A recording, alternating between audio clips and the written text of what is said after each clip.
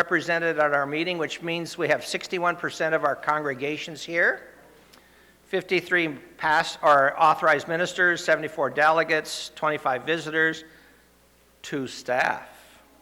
For 154 people, our offering was $1,217 for the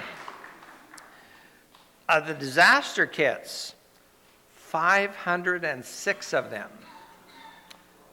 And 226 personal care kits for a total of 702. Thank you. I think Sam Buer will tell you the story that in disasters, when he was at Galleon, he saw our disaster kits in Galleon, right? Or actually Bucyrus. So they are used. So they were used quicker because there were no strings attached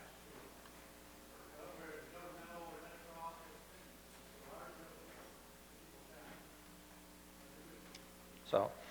So the 702 kits and cleanup personal care kits, really appreciate you doing this every year, and they are needed, and there's a point sometime when they run out of them, so we get the word out, and we will take them at the office if you bring them there. And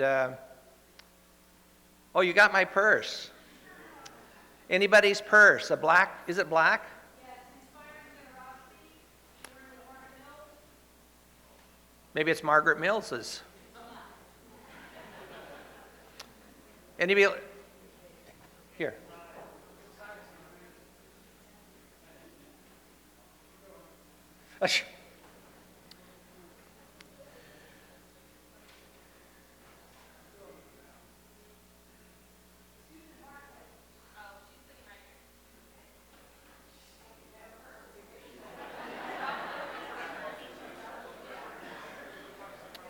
She's probably looking for it right now.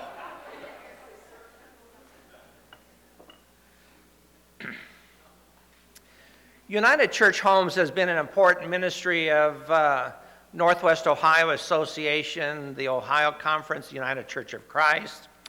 Want to introduce somebody special. A former board Mary Maurer is sitting here in front. She's from St. Paul's Church here. She is also here with her daughter, Kathy Green.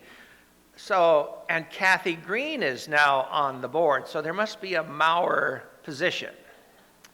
But anyway, Kathy's been the secretary, and next year she's going to, or this new term, Kathy's going to be the vice president.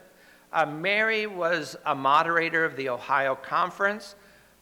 Philip Maurer, Mary's husband, was a former moderator of our association. And Kathy was the one who was head of the United Church of Christ Insurance Board, which morphed into adding the Presbyterians. So they have really been connected with United Church of Christ, and we thank you.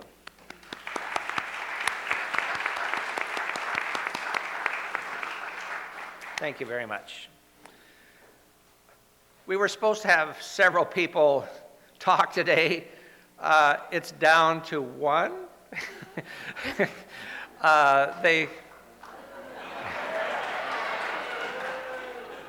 You should talk. Yes, you are. We granted you voice, limited voice. But Becky Jones is the new chaplain. Is it still new to you as a position? New full-time position at Fairhaven. And so she's going to represent the United Church of Homes here today and provide us with some information.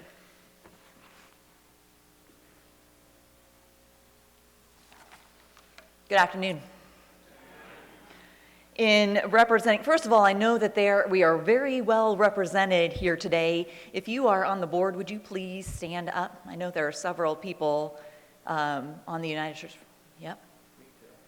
Stand too. All right. Thank you. Thank you.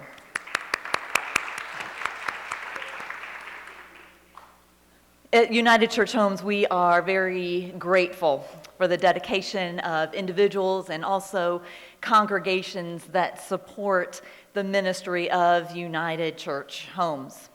Our mission at United Church Homes is to care for 1,500 senior adults who live out of 6 healthcare communities, Fairhaven and Parkview in the Northwest Ohio Association being 2 of those 6. We also care for 2,600 seniors who live in our 49 HUD 202 properties spanning 13 states. Now, how do we care for all of these individuals? We care by providing housing, health care, and supportive services, and also by being responsive to the needs of the whole person, and that is based on Christian values. Now, in 2014, we have 5 strategic priorities. The first is quality improvement. From improving our nurse staffing models to enhancing dining service programs, from enhancing our resident and family satisfaction surveys to wage and performance appraisals of our staff. Quality is our ongoing focus. The second thing, we must have a bottom line in order to fulfill our mission. So revenue growth is another priority. This can be done through increasing our census capabilities and also working on securing additional management service contracts. The third thing that we are doing is developing relationships and affiliations with healthcare providers in areas in the markets where our healthcare communities are located. The fourth thing, having come through the economic downturn in 2008, as we all have done, and attending to some internal structures and resources, in 2014, we are ready to develop a plan for capital improvements and capital opportunities. Fifth thing is in the area of advancement, and Becky Bloxham is in that realm. We have a goal of raising $1 million in 2014. Our Chalice Partner Program is going to be rolled out in May in the Dayton area, and this is a brand new way for individuals and congregations to be in relationship with our 6 healthcare communities. And if you haven't found out about that, we will be coming to your area to talk to you about that. In addition to the 5 priorities listed, we wanted to talk to you about our new clinical pastoral education program. For the pastors out there, most of us have been through CPE. Well, now we are going to be providing CPE at Trinity Community in Beaver Creek. We have 4 students ready to roll in June, and we are currently taking applications for our extended unit beginning in October. And our donor appreciation dinners, many of us here have been to our donor appreciation dinners. We are going to hold them now in June, starting this June.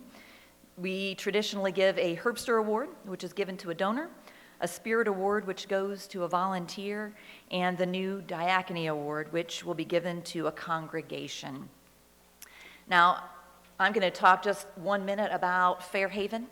If you don't know about Fairhaven, in 1916, Matthew and Jane Smith, they had a dream. They had a vision of providing a warm, safe sanctuary for older individuals to be cared for in their community, a safe haven, a fair haven, if you will. By 1920, they found a permanent location at 850 Marseilles Avenue in Upper Sandusky. And we went from those original 6 people to serving over 170 people today. And we're growing.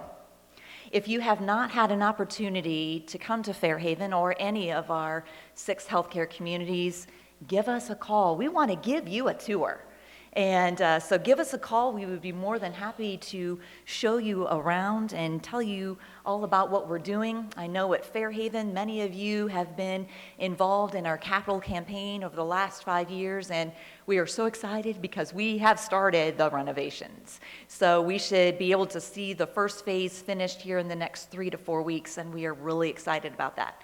So if you'd like to come to Fairhaven or any of our locations, please give us a call.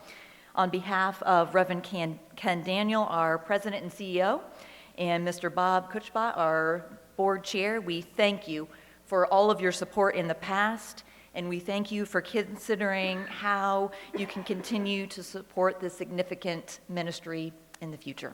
Thank you.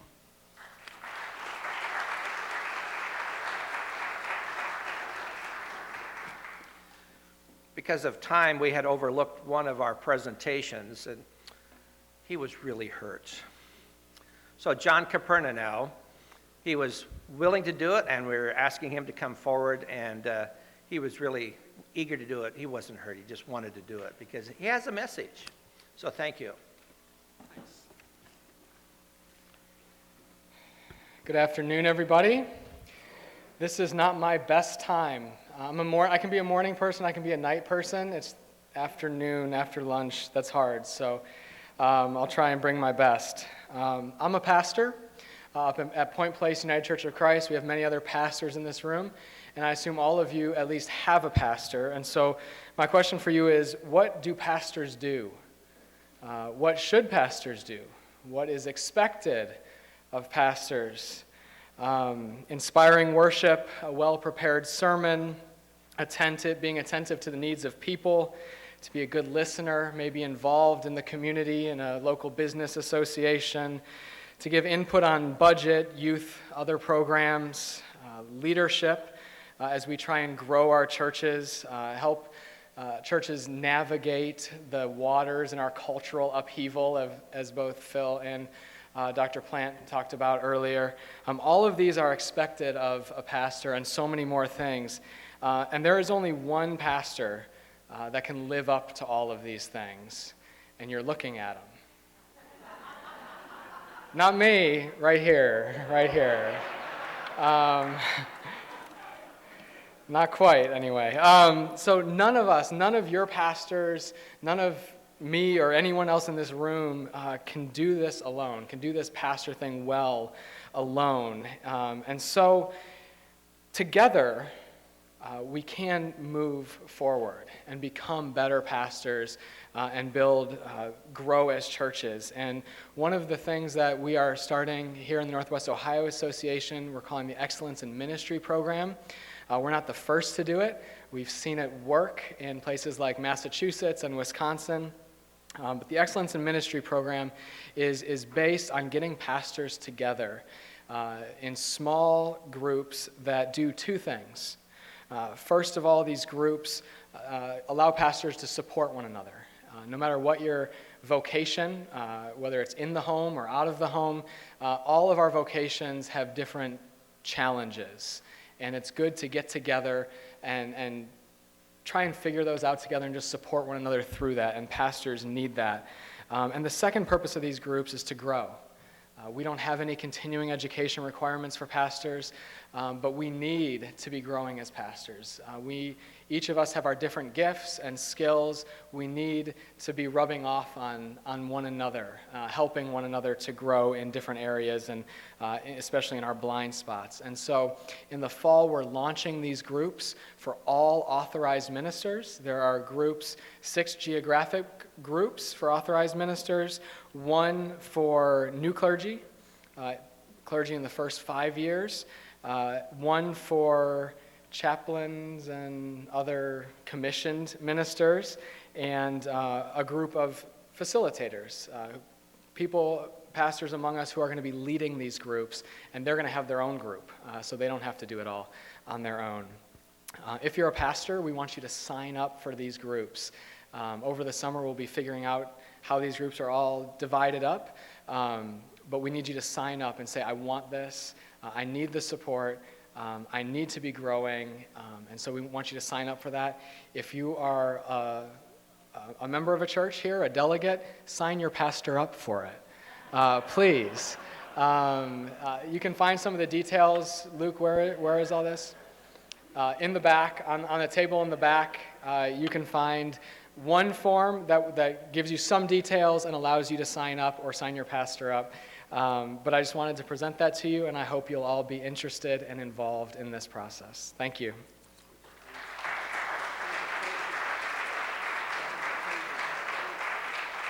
There's also a page in your booklet with more information and some information about the facilitators as well.